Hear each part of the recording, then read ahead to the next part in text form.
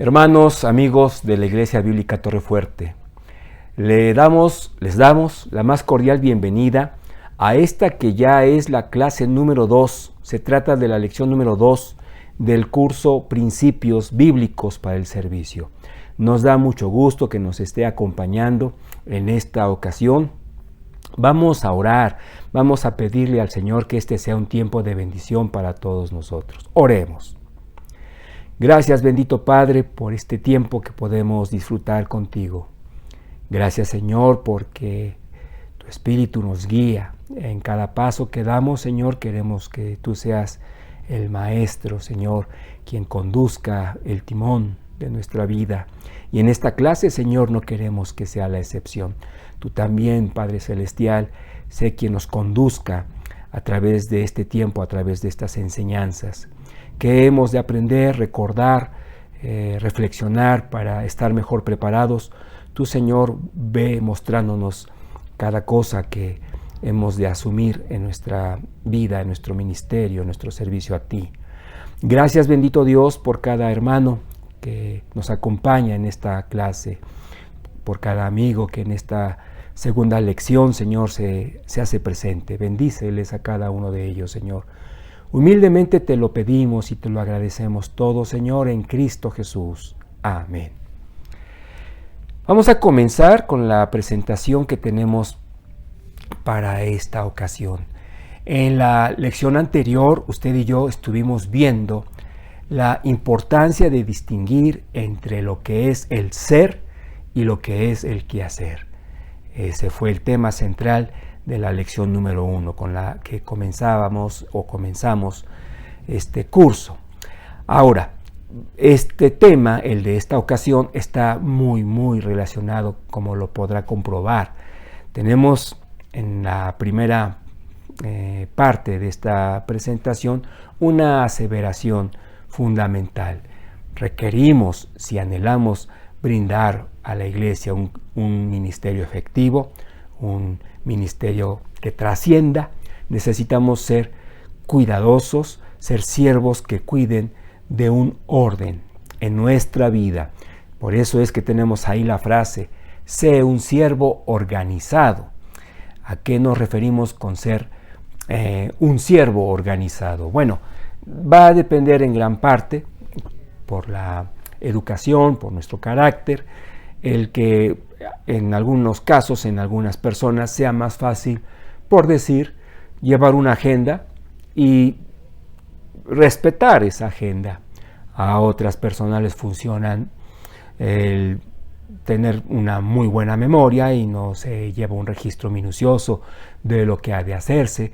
Y bueno, pues es cuestión a veces hasta de estilo, ¿verdad? Hay personas en las que nosotros no vemos un aparente orden y, sin embargo, logran sus cometidos en tiempo y forma.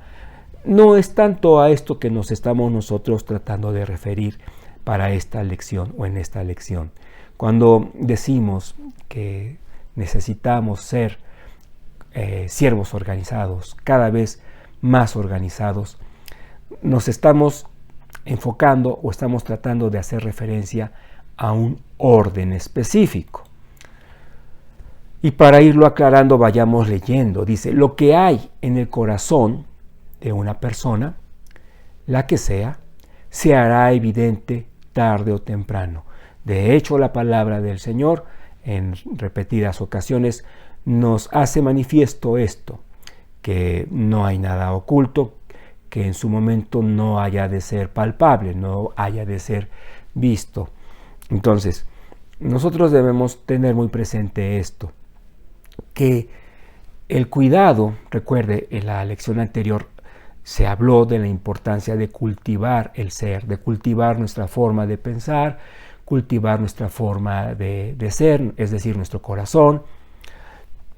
Y todo esto, ¿por qué? Porque lo que hay en nuestro interior, lo que pensamos, lo que sentimos, lo que hay en nuestro corazón, en su momento va a hacerse palpable.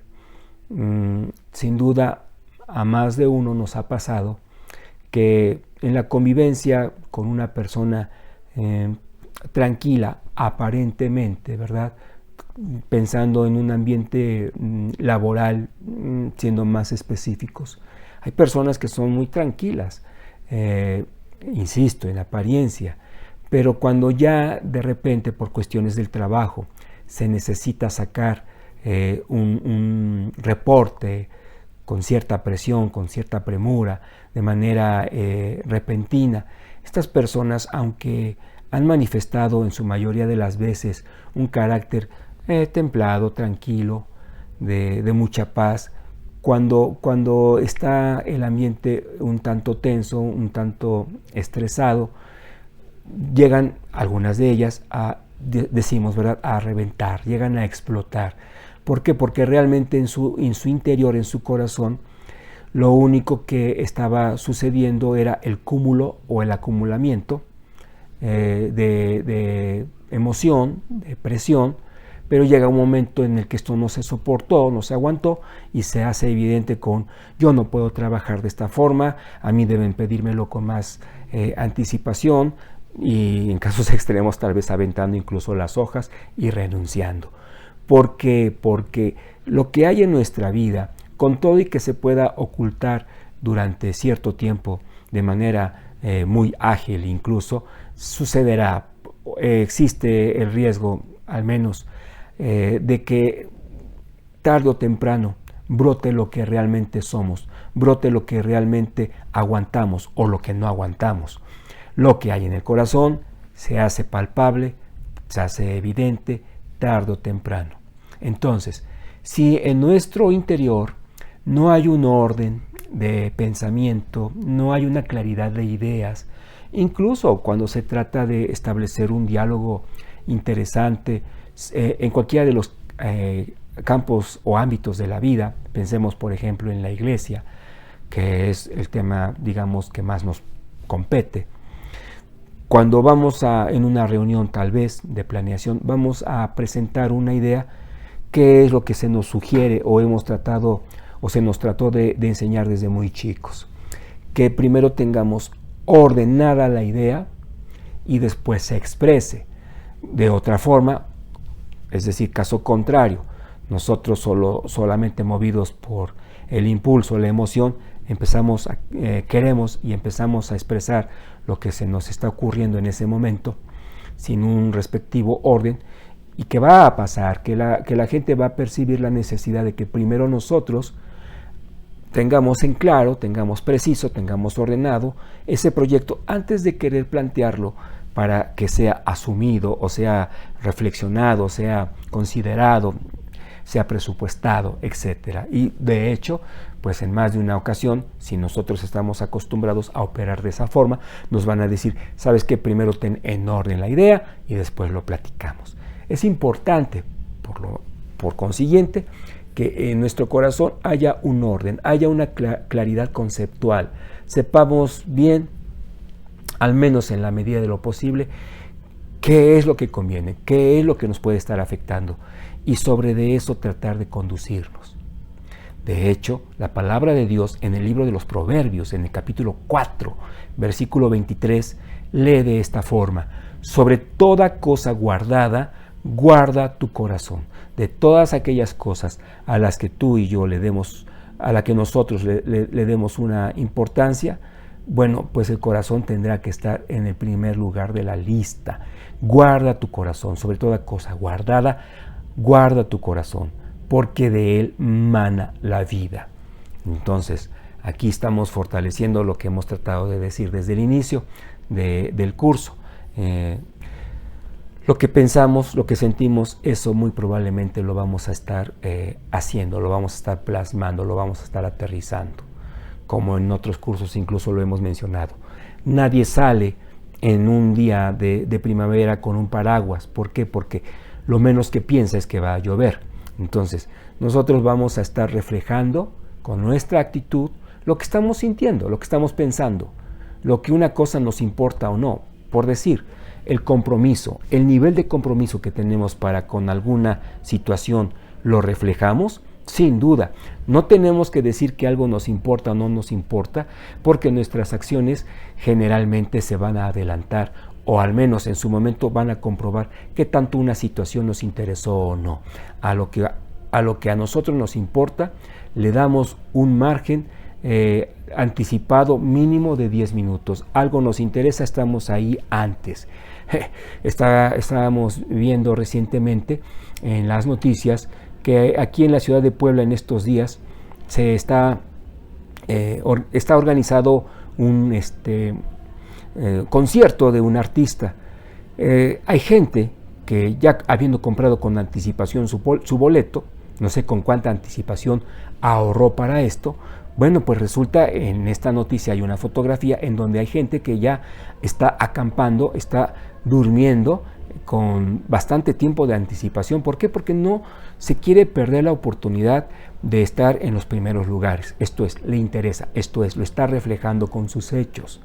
De otra manera también, ¿verdad? Es decir, de manera contraria. Oye, no llegaste a esta junta. ¿A cuál junta? No sabes qué, olvídalo. Estás haciendo más que claro que no te interesó. ¿Sí? Entonces nosotros hacemos evidente nuestro nivel de compromiso, nuestro nivel de interés.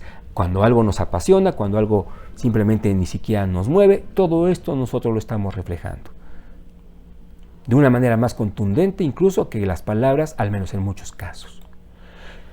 Quiero que leamos este mismo pasaje, si me lo permite, en otras dos versiones. Esta, la Nueva Traducción Viviente, es interesante cómo lo plantea esta traducción, esta versión.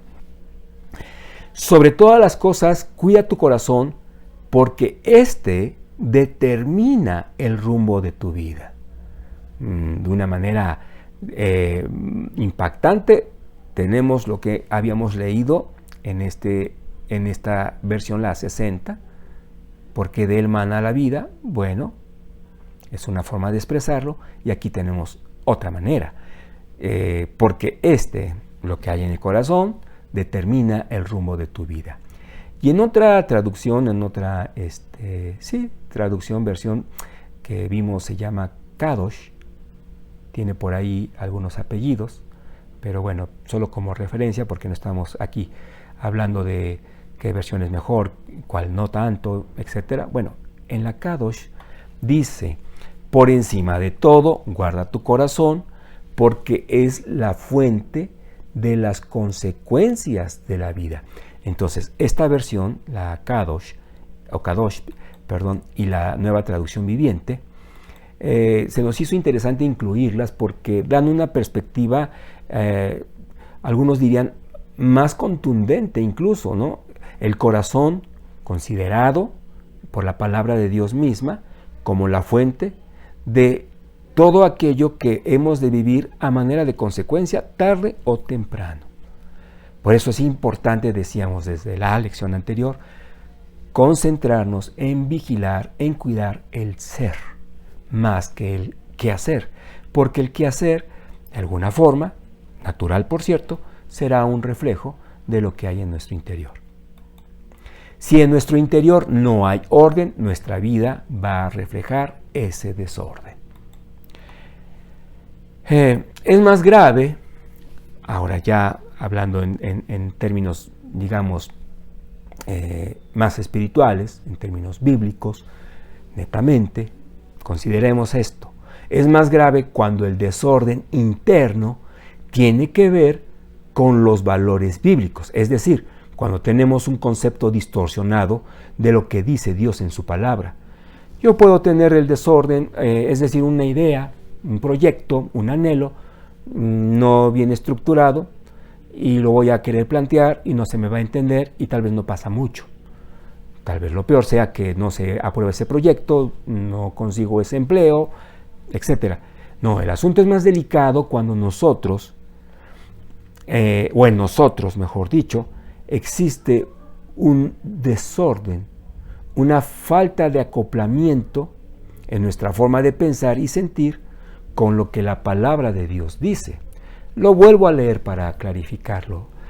Es más grave cuando el desorden interno, lo que sentimos, pensamos, tiene que ver con los valores bíblicos, es decir, cuando nuestros conceptos están distorsionados, no compaginan con la voluntad de Dios, con lo que el Señor ha dicho ya en su palabra. ahí sí que nos estamos metiendo en serios problemas.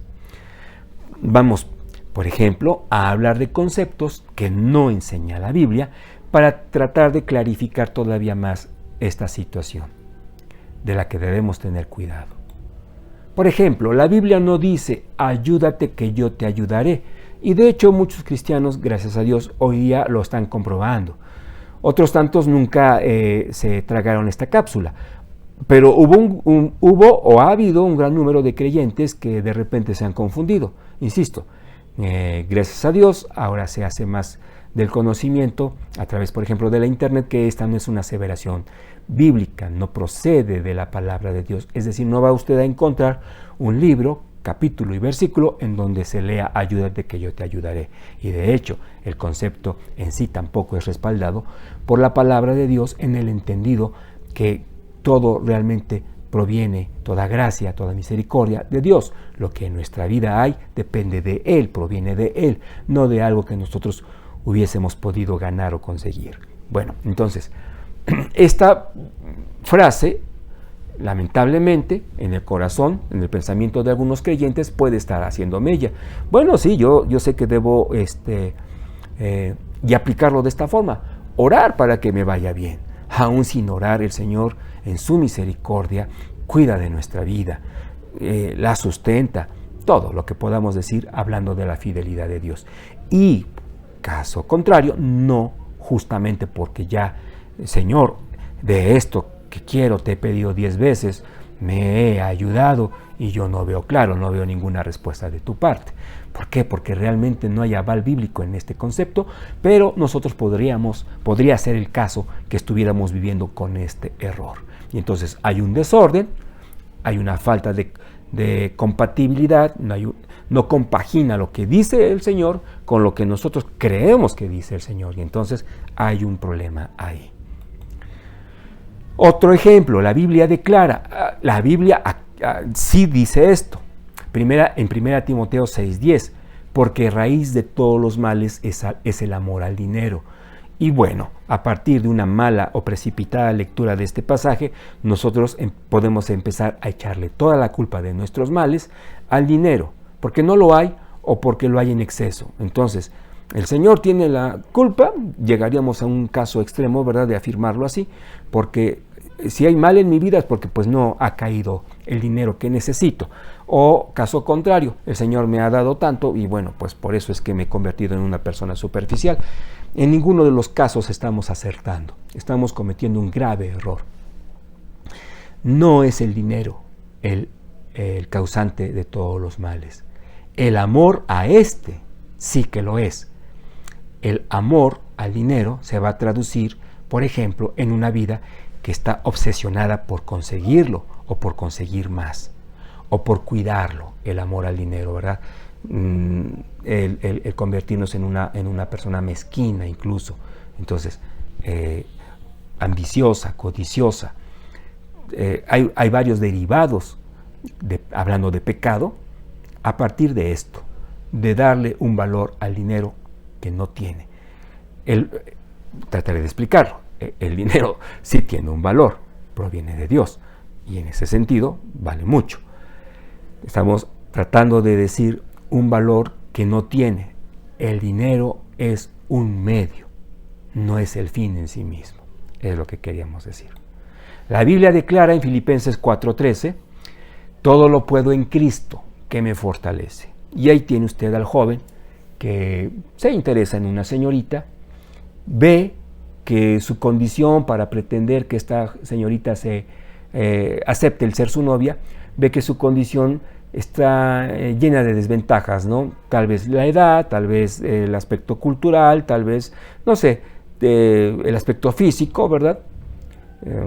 No siendo él, tal vez él se considera no bien parecido, y dice, bueno, aunque todo está en contra para que ella me dé el sí, sin embargo, la palabra de Dios dice que todo lo puedo en Cristo, que me fortalece. Así que yo con esa confianza debo asumir que lo haré bien, que puedo seguir pretendiendo esta situación y que tarde o temprano ella me va a decir que sí. Es más, ya van 20 veces que me dice que no, pero puesto que todo lo puedo en Cristo que me fortalece, va la número 21. No es por ahí. Filipenses 4:13 no es una muletilla emocional llena de optimismo en la que hemos de apoyarnos para tratar de alcanzar todas aquellas metas que se nos ocurran. Filipenses 4:13 fue escrito en un contexto, o con un objetivo, mejor dicho, distinto. Dice, sí hay un contexto distinto también a mencionar, pero en sí lo que yo quiero, o un servidor quiere subrayar, es Filipenses 4:13 busca un propósito en usted y en mí, en su corazón y en el mío, diferente a en sí estar tratando de conseguir cosas. La consecución no es el objetivo principal de esta cita. Leo el párrafo en la segunda parte. Esto fue expresado por el apóstol Pablo estando como él, arrestado, un arresto diríamos domiciliario, pero al final de cuentas la cárcel, manifestando él, guiado por el Espíritu Santo, claro está, que esta condición es soportable por Jesucristo. En este mismo contexto, en este mismo capítulo 4, el apóstol Pablo dice, sé vivir holgadamente, con dinero, en abundancia, como también sé vivir escaseando los recursos materiales. Sé vivir ya sea de una forma o de otra, porque mi fortaleza no está en lo que tengo, porque entonces al no tener aquellas cosas sería yo débil. Soy fuerte en Cristo, todo lo puedo en Él. Él me da la fuerza para estar de pie, estar firme, mantenerme en la fe, aunque las situaciones sean adversas, pues todo lo puedo en Cristo que me fortalece. Todo es soportable en esa confianza que en Cristo podemos tener. Y déjeme checar porque parece que eran 3 ejemplos. Bueno, sí, de hecho ya los hemos visto, los 3, ahí están.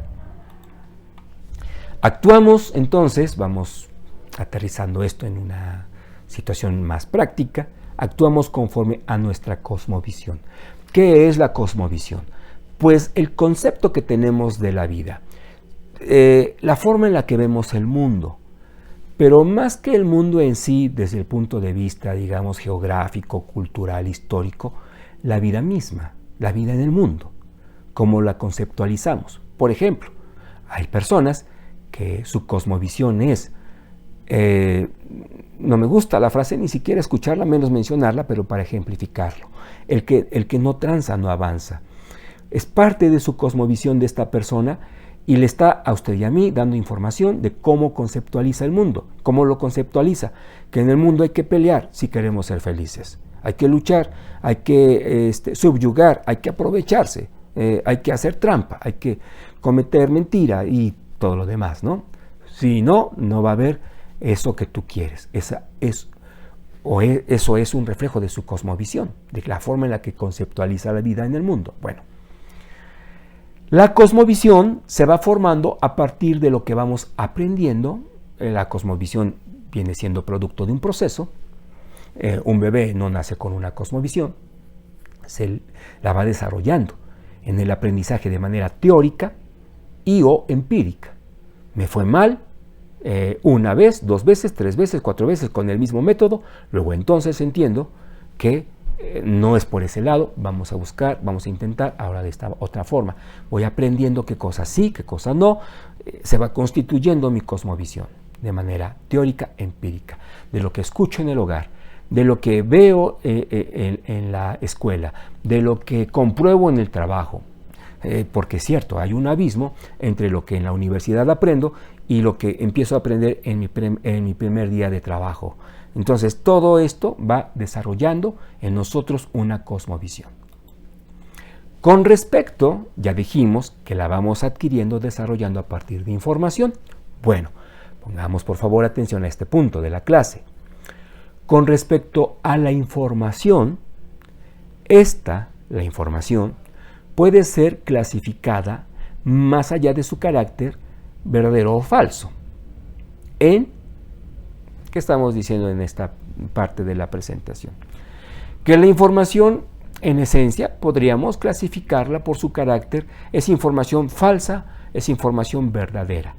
Aparte de esta manera tan básica, tan esencial, de poder cuantificar o calificar un dato, una información, nosotros podemos desglosar otro tipo de clasificación, es decir, ampliar la clasificación en cuanto a la información. Y es importante esta clasificación, sí, considerando que la cosmovisión que usted y yo vamos a tener de la vida, su cosmovisión y la mía serán diferentes muy probablemente en algunos aspectos. ¿A partir de qué? De la información que usted ha obtenido y de la información que yo he obtenido. Y que muy probablemente en algunos casos no ha sido la misma. En otros tantos a lo mejor contraria. Entonces, por eso es importante que analicemos las fuentes de la información o cómo puede estar llegando esta a nuestra vida, porque va a ir determinando en cierto nivel nuestra cosmovisión. Entonces, la información la podemos clasificar, por ejemplo, como nula. Esto es cuando no tenemos información. Y ojo con esto, porque lamentablemente sucede que a veces, sin saber de algo, opinamos de ese algo, sin conocer del tema, es decir, ni siquiera tenemos la capacidad de definir un concepto y se nos está ocurriendo tratar de hablar de él, tratar de explicarlo. Note que a veces, para dar por terminada una discusión, en algunas ocasiones al menos sucede, bastará con que usted a su interlocutor le diga, bueno, ¿y para ti qué es esto de lo que estamos hablando? Y a lo mejor su definición y nuestra definición son completamente distintas. Y es ahí justamente en donde está brotando la discusión. Es que mira, para mí tal concepto es exactamente esto. No, en el diccionario dice que es esto. Y fin de la discusión. O al menos se le pausa porque necesitamos o estamos necesitando dar un paso atrás primeramente. Hay gente que opina sin ni siquiera saber las definiciones de las palabras, de los temas, de los conceptos básicos del tema que está tratando de desarrollar. Y ahí también, en una discusión, tan solo con que preguntamos, bueno, ¿y qué es esto? Y la persona a lo mejor tiene dificultades para describir el concepto, tiene la idea, pero no la tiene clara, precisa, completa. Bueno, entonces, ¿sabes qué? Vamos a detenernos un poco en esto, porque es importante primero que sepas que tal cosa se refiere a B, C, etcétera, ¿no? Entonces, ojo, con esto nosotros, en nuestra cosmovisión, en los paradigmas con los cuales o por los cuales nos movemos, podemos tal vez comprobar en algunas situaciones que hemos desarrollado un concepto a partir de una información nula prácticamente. Escasa, muy parecido, información incompleta. Entonces, estructurar una cosmovisión o tratar de definirla, cuál es la nuestra, bueno, como apoyo podríamos tal vez desarrollar una explicación a partir de la respuesta a las preguntas básicas. ¿Qué creo de esto? ¿Quiénes intervienen en mi concepto? ¿Por qué lo creo así? ¿Cómo llegó a mí esta información? ¿Cuándo llegó? ¿De dónde parte? Es decir, ¿cuál es su fuente? E ir de esta forma dándonos cuenta de si la información es escasa, es incompleta. Porque cuando estamos buscando un domicilio, bueno, ahora con el GPS ya eso no sucede, pero algunos de ustedes recordarán en los 70s, en los 80s, buscando un domicilio, nos deteníamos en una farmacia, en una tienda, ya más o menos en el rumbo, y le preguntábamos a quien despacha, a quien atiende, ¿cómo llego a tal parte? Pues camina por allá y le da vuelta por acá, y no sabía precisarnos más, y nosotros pues teníamos que continuar la aventura, y en el camino ir completando la información. Pero sufre uno Sufre uno cuando la información es escasa, es incompleta. Más grave cuando no hay información, ¿verdad? Pero también es peligroso cuando es escasa, porque aún no entendiendo bien algo, resulta que ya estamos asumiendo tal o cual directriz.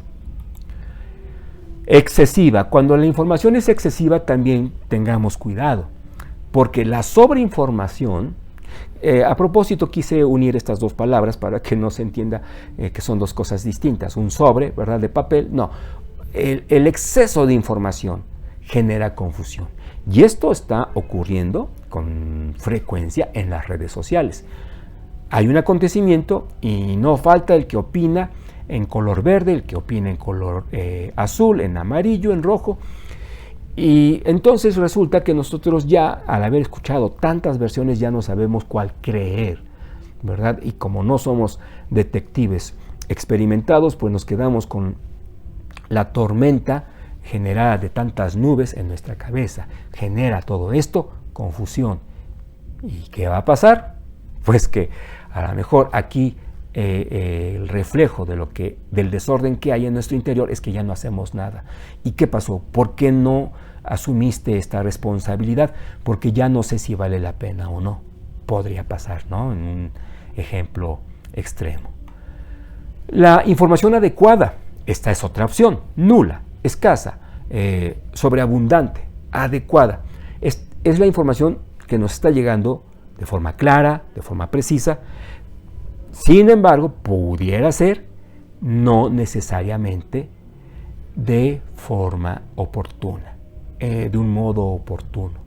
Entonces, resulta que cuando estamos buscando un domicilio, al fin llegamos a la casa de la fiesta, ¿verdad? Tocamos, nos abre el anfitrión, después de una hora buscando, ya al fin llegamos y nos dice: es que te dije que tenías que tomar esta ruta o bajarte en esta esquina. Y resulta que tenemos ya la información que requeríamos, pero ya no es oportuno porque, bueno, pues ya de por sí llegamos tarde, llegamos cansados, llegamos tal vez hasta irritables. Entonces, sí, la información puede ser clara y oportuna, clara y precisa, pero no necesariamente oportuna. Usted no, generalmente al menos, ¿verdad? A menos que sea con otros fines, con otros propósitos, tal vez, no sé, consultando algo muy, muy particular. Pero usted no va a ver un noticiero en YouTube que eran almacenados, ¿verdad?, del día de ayer. Está usted interesado en el de hoy, porque lo otro, aunque sea verdadero, ya no tiene posiblemente la misma oportunidad del noticiero de hoy. Lo ideal, por lo tanto, es que la información de la cual nosotros debemos ir ajustando nuestra cosmovisión, estableciendo un orden interno, ejercitando un ser adecuado, propio, un perfil en nuestro ser acorde a lo que la Iglesia demanda, requiere, espera. Lo ideal es que todo esto proceda de información verdadera, adecuada, oportuna. Verdadero tiene que ver con su carácter, adecuado con la estructura en sí, oportuna en el tiempo en el que usted la necesita tener. Entonces, eso es lo ideal. Nuestra cosmovisión debe sustentarse en el orden, en la información, dijéramos, que da la palabra de Dios, la cual es verdadera, adecuada, no le hace falta nada, para vivir de una manera triunfal a los ojos de Cristo, y oportuna, con todo y que se haya escrito miles de años antes, con todo y que va a estar vigente posiblemente muchos años todavía por delante, es decir, a la disposición del hombre en este mundo, porque la palabra de Dios en sí es eterna. El cielo y la tierra pasarán, mas mis palabras no pasarán. El asunto es, para el desafío que tengo yo hoy de asumir responsable un compromiso con Cristo, un servicio para con Él, para con su iglesia, la palabra de Dios me da la información verdadera, adecuada, oportuna, justo lo que hoy requiero. Saber, conocer la Biblia. El cristiano necesita entender y aceptar que su cosmovisión debe experimentar ajustes. Lo requerimos. De otra forma, ya no sería necesario que abriera usted la Biblia mañana. Es importante entenderlo y aceptarlo. Qué hermoso es querer descansar en el hecho de que estamos en la verdad. Al estar en Cristo podemos afirmarlo. Pero hay cosas que necesitamos componer en nuestros pasos o en nuestros pasos, ajustarlos. Y esto solamente la Biblia lo va a lograr en nuestra vida a la medida en la que el Señor lo espera. Entonces, sigo leyendo. Entender, aceptar que nuestra cosmovisión debe experimentar ajustes. Pues antes de ser salvos nos conducíamos conforme a los patrones del mundo. Recordará la lección número 1, la anterior, de que hablábamos, de que llegamos con una inercia pecaminosa y que va a contaminar en mayor o menor medida, dependiendo de nuestra madurez cristiana, las relaciones interpersonales que hay dentro de la iglesia. Entonces, por eso es que se requiere de un orden. ¿Conforme a qué? A la palabra de Dios. Tenemos aquí un microscopio y un telescopio. Ambos nos van a ayudar, en un primer caso, para ver de cerca algo que no podemos apreciar por muy cerca de nuestros ojos que esté. El telescopio, bueno, pues hablando por ejemplo de que queremos ver uno de los planetas, que en este momento pues solamente se ve como un lucero, pero queremos ver más a detalle de qué se trata, ¿no? Y usamos un telescopio. Se requiere para esta agudeza visual de la combinación de dos elementos, las lentes de estos aparatos y nuestro ojo en sí. Por eso es que el microscopio a un servidor, perdón que empiece por mí, va a requerir de un ajuste. Pero si yo se lo paso a usted para que vea la misma muestra que está abajo, va a requerir de otro ajuste. Al menos que los dos tuviéramos perfectamente una visión sana. Quiero decir, como no es mi caso, entonces muy probablemente se va a necesitar, ¿verdad? Por eso es que son movibles, porque van a depender de cada persona. Pero ¿qué es lo que estamos haciendo con este movimiento giratorio de las lentes? Estamos acercando, este es nuestro ojo, estamos acercando o alejando esas lentillas, esos lentes, para nosotros encontrar el punto exacto que nos lleve a visualizar de manera perfecta, exacta, precisa lo que queremos visualizar. Bueno, entonces, ¿cuáles son los dos elementos que requerimos que participen para nosotros visualizar una verdad bíblica de manera nítida? Bueno, una verdad bíblica, pues la misma Biblia, el mensaje, el texto bíblico, pero con la directriz plena del Espíritu Santo. La dirección de aquel que dictó todas y cada una de las palabras que están ahí en la palabra de Dios, en la Biblia. Entonces, vamos entrando ya a la recta final de la clase. Necesitamos ir aterrizando, ir considerando lo siguiente. Depender de manera plena, dependencia plena del Espíritu Santo. Si queremos reordenar nuestra vida, que nuestra cosmovisión, que aquellos paradigmas que requieren ajuste, todo este orden, todo esto que requiere de un orden, lo vamos a ir logrando en la medida en la que nos vamos sujetando, vamos dejándonos dirigir, ¿sí?, por la palabra de Dios, en una plena dependencia del Santo Espíritu, de Dios mismo. Esto va a implicar el apoyo de una hermenéutica adecuada, hemos de decirlo. La Biblia no se lee como cualquier historieta. Y pues hoy me toca, no sé, voy a abrir en Mateo y ¿qué será? A ver el capítulo 3. La historia de los reyes o de los sabios de Oriente. No, esa ya me la sé, a ver el capítulo 4.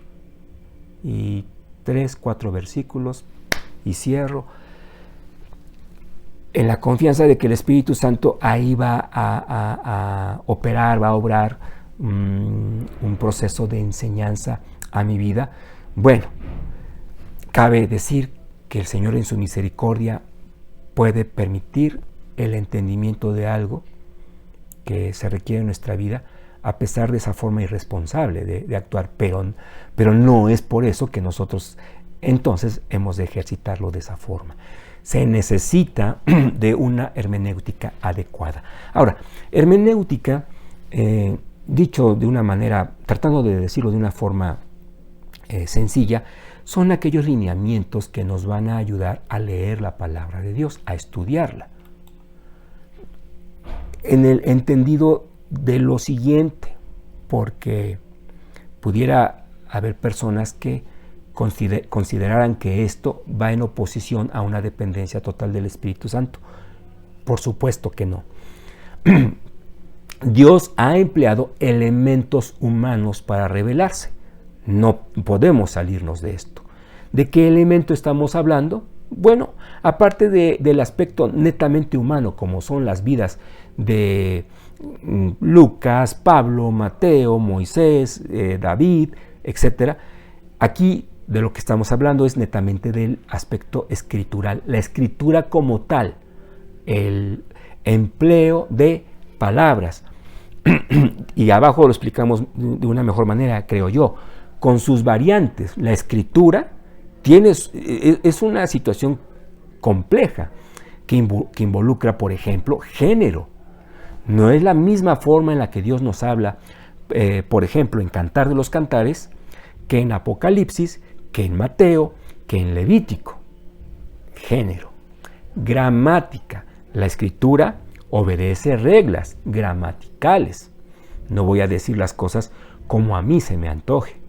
No voy a leerlas como a mí se me antoje. Sintaxis. Hay elementos en los que la frase misma nos va a permitir a conclusiones acordes a todo el texto. Semántica, el asunto de los significados. Entonces, aquí nosotros podemos darnos cuenta, tan solo con estos 4 elementos de la escritura, la importancia de aquellas directrices, reglas de la hermenéutica que nos van a permitir entender de manera correcta lo que el Espíritu Santo inspiró, utilizando la escritura. Entonces, si usó la escritura, vamos a tener que entender de la mejor manera posible. Por eso, si podemos aprender griego, hagámoslo, hebreo, hagámoslo, porque de esa forma, de la manera más acertada posible, podremos entender lo que Dios quiso decir, lo que Dios dijo. Esto es un proceso que la Iglesia de Jesucristo ha agilizado, ha hecho gran parte de la tarea para el grueso de la Iglesia, si me permite decirlo así. Todo esto con el respaldo de una Iglesia de sana doctrina. Deme un segundo, si es tan amable. Muchísimas gracias. Ahora, aquí estamos especificando la Iglesia Bíblica Torrefuerte en el entendido de que no es la única iglesia que obviamente tiene esa bendición de poder enseñar sana doctrina. Pero bueno, si me permite la expresión, cada quien defiende lo que es suyo, y aquí estamos nosotros dando un ejemplo con la confianza que Dios pone en nuestro corazón con respecto al tema, con respecto a este punto. Entonces, la palabra de Dios es la que nos va a mostrar el orden en el cual nosotros debemos irnos sujetando para que nuestra forma de pensar, nuestra forma de reaccionar, lo que estamos sintiendo, tenemos deseos de venganza, sabemos que no procede del Espíritu Santo esto, entonces es con Él con quien tenemos que hablar para que nos ayude a combatir, soy muy violenta esta palabra, vencer sobre esta tentación, salir victorioso sobre este pecado y decirle, o mejor dicho, permitir que el Espíritu Santo llene de paz nuestro corazón.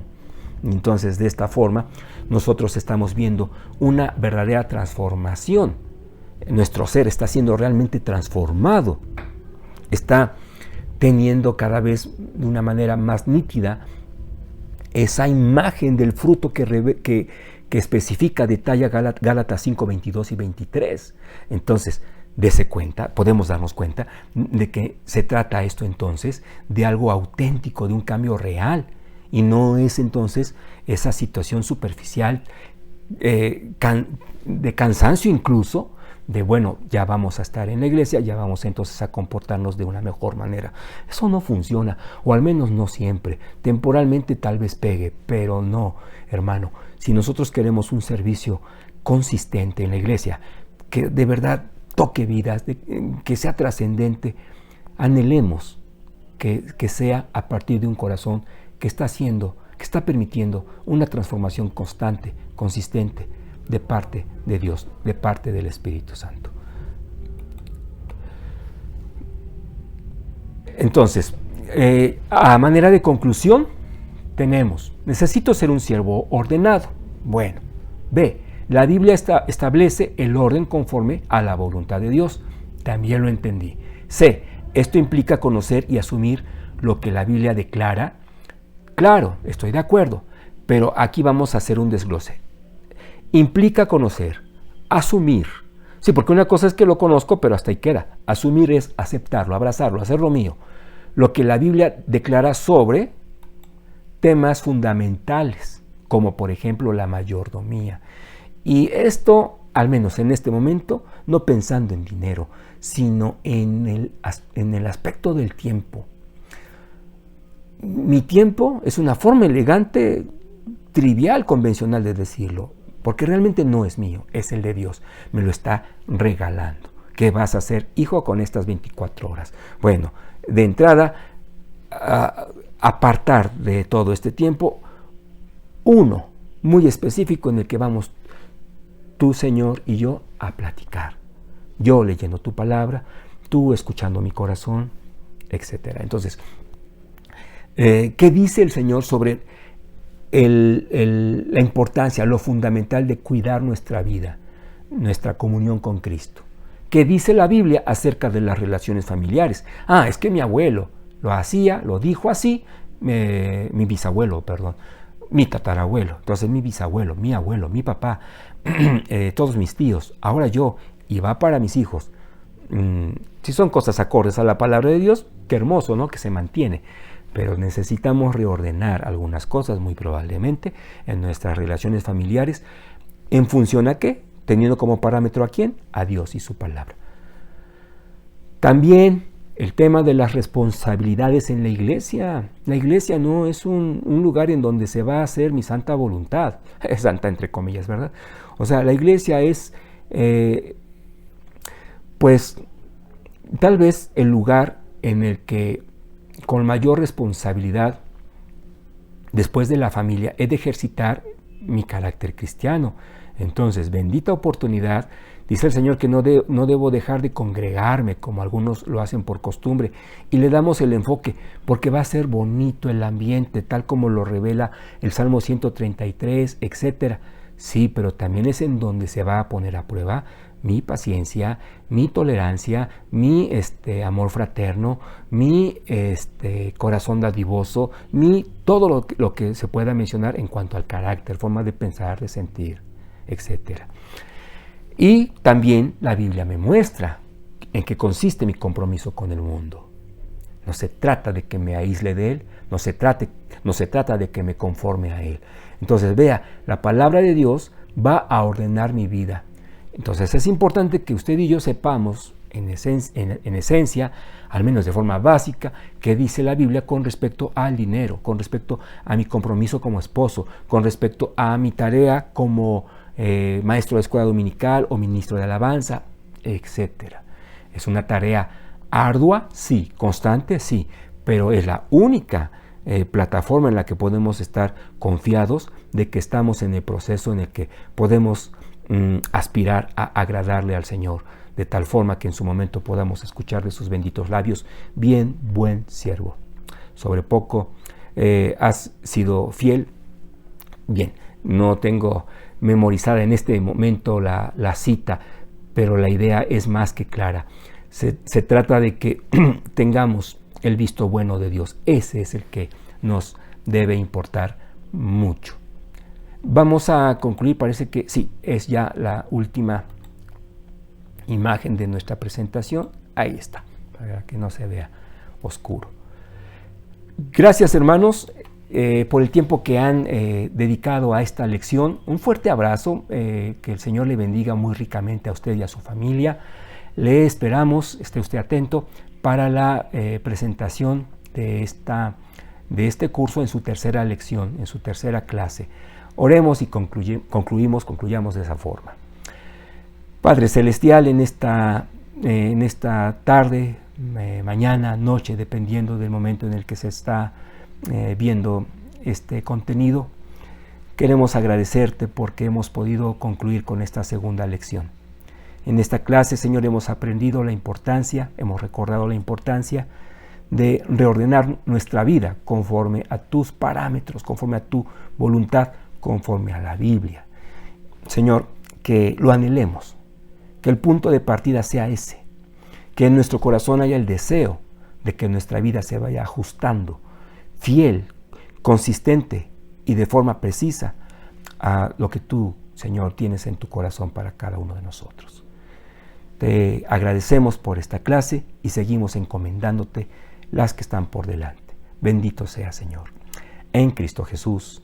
Amén.